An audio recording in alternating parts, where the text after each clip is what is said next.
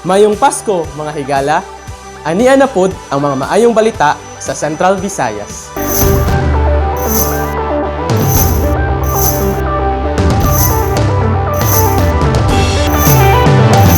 Gift-giving activity gipahigayon sa Arena 7 alang sa mga landslide victims sa Cebu City. Isip paagi og paghatag og gamayng hinabang sa mga nagkinahanglan karong panahon sa Pasko, ang Association of Regional Executives of National Agencies in Region 7 o Arena 7 mipahigayon og Christmas gift-giving activity alang sa mga lumulupyo sa Barangay Busay, Cebu City. Anaa sa usa ka gatos ka mga family recipients sa Barangay Busay ang nakadawat og laing-laing mga pahalipay nga nagikan sa mga national government agencies nga miyembro sa Arena 7. Kung diin 21 ka pamilya niini ang nabiktima sa nitabong landslide mahitungod sa bagyong Paeng. Dako jud mi pasalamat kay gikan pa mi na landslide niya. Taon dako kay nigtabang namo kay lisod kay ang kinabuhi ron. May na lang nanami ani pamasko. Nami vitamins para sa mong anak. Mas kinami magpalit. Salamat jud sa tanang mga opisyal sa gobyerno nga nanghatag ani. Pipila sa mga ahensya mao ang DOH7 nga mihatag og face mask ug vitamins. Samtang ang DSWD-7 mitunol usab og family packs sa mga landslide victims. Laing mga NGAs nga miapil sa gift giving mao ang CSC-7, DOST-7, TESDA-7, OCD-7, DENR-7, GSIS Cebu ug DILG-7. Kung din personal nga mitambong sa maong aktibidad ang ilang mga tagsa-tagsang regional directors. We are one united force and then decided to at least share something sa atong mga na-affected sa bagyo, then sa landslide. So, mao na decided nga adto sa Barangay Busay. Though we prepared 100 but nindot kay no ang generosity sa atong mga tagsa-tagsa ka mga agencies nga pagdala didto pertinent nung daghana. Alang sa maayong balita sa Cebu, ako si Myrtle Pasigan. Atong susihon ang masadyaong takna o gakidlap-kidlap nga Pasko sa Siquijor.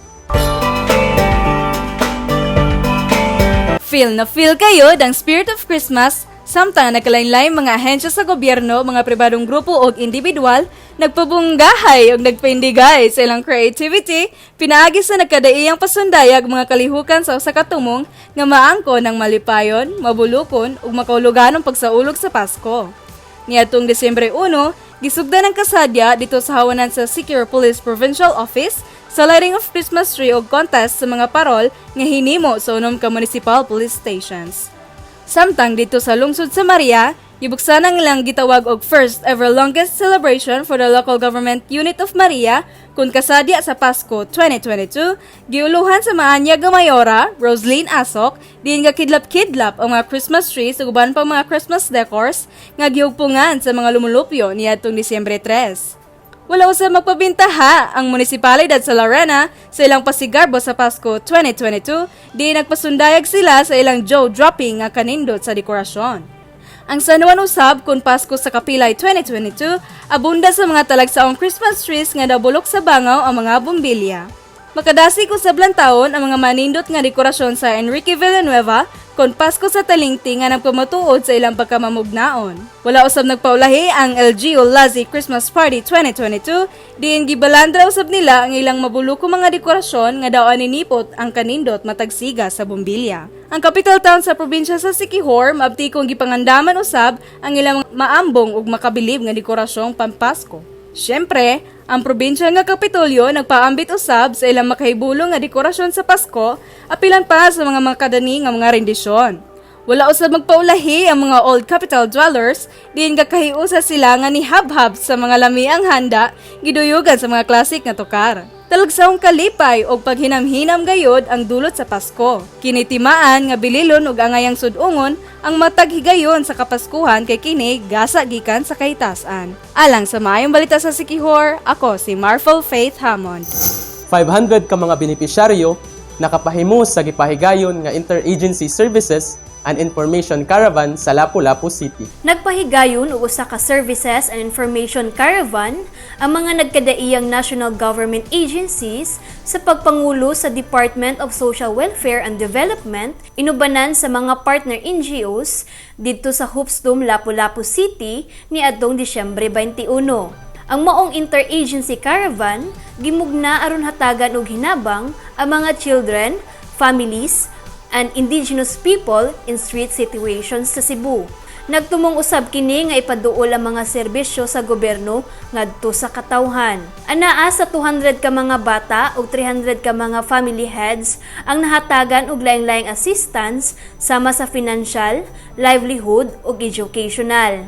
Kung diin sila nakadawat og kantidad nga anaa sa 10,000 pesos matag pamilya, 5,000 pesos alang sa education assistance ug 5,000 pesos alang sa livelihood assistance. Matud sa DSWD, moabot og 3.7 million pesos ang kinatibuk ang kantidad nga gi-allocate alang sa maong assistance. Samtang nagdistribute usab sila og mga hygiene kits, home kits ug school kits. Pipila sa mga government agencies nga mitanyag sa ilang mga programa ug serbisyo sa caravan, mao DOH, PSA, EFP, TESDA, DepEd, DOLE ug PAPCOM. Among aktibidad gipanguluhan nila ni DSWD USEC Sally Navarro, DSWD ASIC Irene Dumlao, DSWD 7 Regional Director Charlene Marie Lucero ug ubang mga opisyales sa DSWD ug Lapu-Lapu City LGU. Alang sa mayong balita sa Cebu, ako si Beth Parcon. Atong susihon kining sakyanan nga amakan didto sa Bohol. Kung sa kalima na katuig, mahimo na nato nga makitaan ang sakayang bigyo nga dili na nato ikita sa atong mga dungguanan. Ang bigyo sa kasakayan nga katigan. Apan ni atong panahon nga uso pa ang mga kasko, ang bigyo gituyo og himo nga nipis aron mas tulin ug mas sayon ang pag-ulin. Lamin bigay. Gwapuhan ko ning bigay yun. Kaya ibug sayon, tulin, liso-lisoon. Lami ang bugong tanaw yun. Lami. Pero lisod nang magbalik lagi kay kumikan anang kuan lagi. Aning trabaho ba? Da, nungtan po nga. Ambot ta dire ug napabay mo kamao mo gamag diyo. Sa nipis nga kasko, mahimo pa kanimo pasakay og tao? Mahimo kaayo. Kay ang kasko gidugangan og bungbong nga amakan. Amakan nga sa alkitran apahiran aron dili motugob ug sa tubig dili masudlan. Human sa 50 na katuig atong makita ang usa ka panday nga nagplano nga sa bigyo maghimo. Sa kahoy nga salin sa Bagyo kini mo'y iyang gikalingawan og trabaho. Si Alejandro Andot Hubak na tawo nga panday og mananagat. Kaniadtong bata pa, iyang gi-repair ang bigyo sa iyang amahan. Ug sukad niadto, giila na siya nga bantugang manggamaay sa bugsayan nga pinanday. Gibanabana nga ang iyang gipanday nga bigyo mahuman sa sunod buwan. Ug karon pa gani, ang iyang gihimong bigyo sa mga museo giinteresan.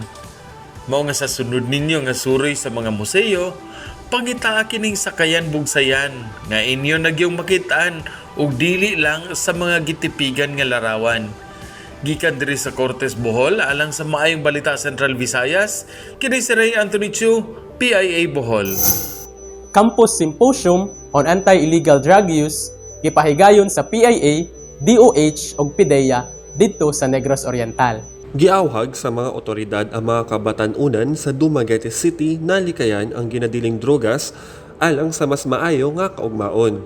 Gipahimugtan sa PIDEA ug sa DOH ang mga daotang epekto sa panglawas kung mag-umon sa ginadiling drogas atol sa Campus Symposium on Anti-Illegal Drug Use sa Tacloban National High School ug Hunob National High School. Matod ni Jamarle Secong, nurse sa DOH, dili lang ang lawas ang madaot sa paggamit sa illegal nga drogas, kundi apil ang panghuna-huna kay ang tigamit niini makabati sab og hallucinations ug paranoia. Posible nga mahimong violent or dili ba makapatay og tawo tungod sa iyang hallucinations. Gipasabot sab ni PIDEA Officer Carlito Mascardo sa mga tinunan ang criminal aspect sa paggamit og illegal drugs. Kung ma-involve naman sa illegal drugs, dahil mga crimes na mahimo nimo. Aside sa crimes against illegal drugs, there are other related crimes. Mahimo na ikaw, mga what? Murder. Then, napay-rape with homicide. Gibutiag sa mismo aktibidad nga ang kasagarang rason sa paggamit og illegal drugs ang peer pressure o problema sa pamilya o sa eskwela. Gihangyo ang mga kabatan-una na moapel sa sports, mangita og maayong amigo na ilang masultian sa ilang mga problema ug likayan ang pagbuli sa uban aron malikayan ang paggamit sa illegal drugs. Alang sa maayong balita sa Negros Oriental, ako si Ray Anthony Lamota. Nalingaw ra ba mo sa atong episode today? Aduna ba mo'y nakatuna ni ini? Comment below sa istorya na inyong naganahan o mag-uban na punta alang sa maayong balita sunod simana. Alang sa dugang detalye, bisitaha ang musunod.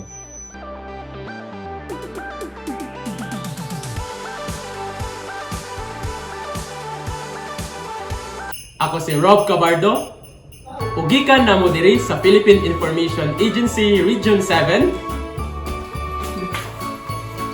Maligayong Pasko kanatong tanan!